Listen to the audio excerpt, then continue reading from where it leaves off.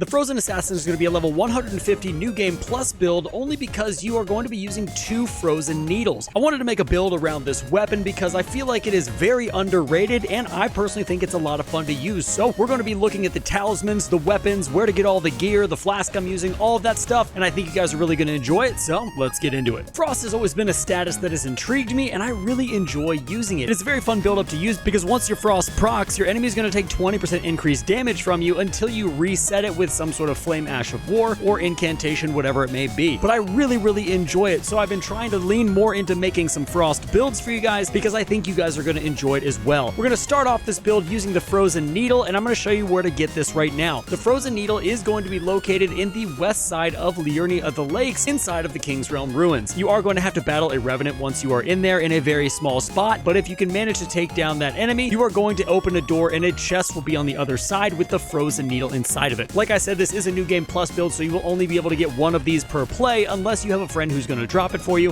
but other than that, it will be a New Game Plus. The Frozen Needle is going to have a standard thrusting sword moveset, and it's also going to have the Impaling Thrust Ash of War on it, which cannot be taken off. The very interesting thing about this weapon is its charged R2 is going to allow for you to shoot an icicle directly ahead of you, allowing you to build up your frost a little bit faster, and it actually does a pretty good amount of damage for you, especially when we combine it with the Axe Talisman, which is going to raise our charged attacks. Its physical damage is 228 plus 198, and it's going to have a strength scaling in D and a dex scaling in C. Like I said, it does cost frost buildup at a flat 60, which is not bad considering you have 2 of these, so your frost buildup is going to be pretty quick. The attributes required to use this weapon are 11 strength and 18 dexterity, so pretty much at the beginning of the game, if you wanted to, after you leveled a little bit, you could run here, kill that Revenant, and then grab this weapon and start using it at the beginning of your play. For the armor of this build, we are going to be using the Black Knife Hood, the Caden armor, the Scaled Gauntlets, and the Scaled Greaves. All of this is going to wrap you up in 51 poise, which is exactly where you want to be with PvP and also with PvE in my opinion, just so you don't get knocked around a ton. But if you want to grab these for yourself, the Black Knife Hood is going to be up in the consecrated snowfields in the liturgical town on the side of the building where you can get the entire set. If you want to get the Caden armor, all you need to do is farm the Caden Riders in Limgrave right here on the map. And the Scaled Gauntlets and Scaled Greaves are going to come from, I believe, the 2nd or 3rd letter from Volcano Manor when you start that entire questline. I really like how this armor set looks. I think it definitely lends into this idea of a frozen assassin up in the wilderness. I think it looks absolutely incredible, but let me know what you guys think down below. And guys, real quick before we get into the talismans, I just want to say thank you once again for watching this far into the video and for supporting my channel. We are almost at 15,000 subscribers and it is absolutely incredible. So thank you guys so much for that. If you're not subscribed, feel free to hit the subscribe button and hit the bell notification so you can know when I'm making more of these videos. I am making Elden Ring and Lies of P content currently, so if you're into that kind of thing, I look forward to seeing you around the channel some more. And now let's get into the talismans. For our talisman selection for this particular build, we have some quality of life talismans and then some damage talismans, which I think synergize really well and go well together. So for the first talisman, we are going to be using the Erd Tree's Favor +2. This is going to raise our maximum HP, stamina, and equip load, and this is overall going to be a great talisman for us because we are going to be in the fray, getting hit, and we need that extra HP, that stamina, and having that extra equip load allows us to get a lighter roll and not bogged down by so much weight. This talisman is going to increase your HP by 4%, your stamina by 10%, and your equip load by 8%, so like I said, a fantastic quality of life talisman. In slot number 2, we are going to be using the Dragon Crest Great Shield Talisman, and this is going to enormously boost your physical damage negation, giving you 20% extra damage negation, so when taking more damage from being in the fray, you are not going to take as much, and that's going to be an excellent quality of life talisman for us because it's going to allow us to survive longer, not use up all of our Estus, and overall just give us an extra chance when fighting these bosses and NPCs. In talisman slot number 3, we have the Axe Talisman, which is going to enhance our charged attacks by 15%. This is going to help our charged R2s. Like I said, the icicle that shoots out of the Frozen Needle is going to be buffed by this, so it's going to allow it to hit a little bit harder, which is really nice. And then the Rottenwing Sword Insignia is going to greatly raise the attack power of our successive attacks. We are going to be attacking incredibly fast with this build. Both thrusting swords are going to be going off at once, so having this talisman is going to allow us to get a 13% attack power boost after we hit the enemy about 5 to 7 times, which is going to happen really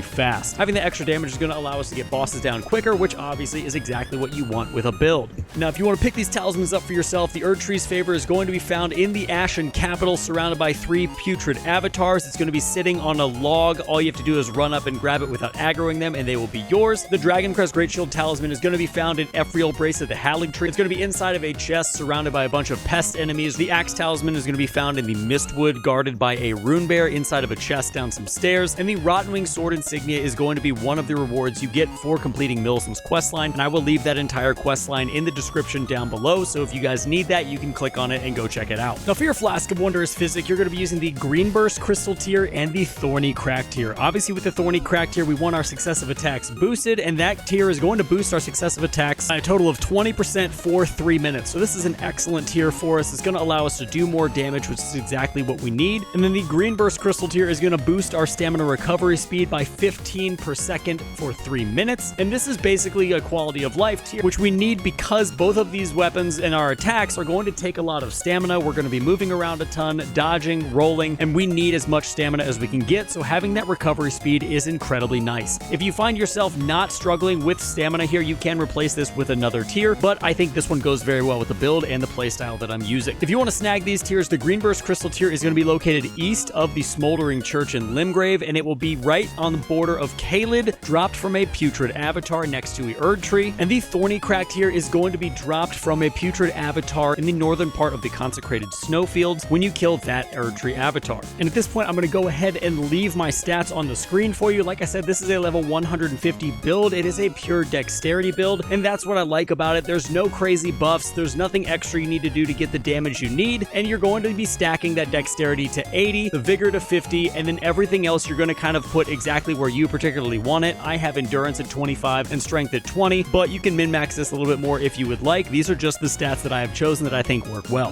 And guys, that is going to be it for the Frozen Assassins build. I hope you guys enjoy it. Let me know what you guys think down in the comments. Anything you would change, anything you would improve to the build, I'd love to hear about it. I love talking to you guys down in the comments. It's always a lot of fun for me. If you love the Elden Ring content I'm doing, I have a ton of other builds on my channel that I will link right here, and I will put some down in the description. If you're not subscribed yet to the channel, feel free to hit the sub button. It helps out my channel a ton, and I would really appreciate it. Also, if you want to smash that bell notification so you can know when I'm making more videos, that would be awesome too. If you want to know about Lies of P, we got a ton of content coming as well, and we have a little bit on the channel already, so make sure to go check that out. And until next time, guys, stay safe, enjoy the game, and I'll see you in the next one.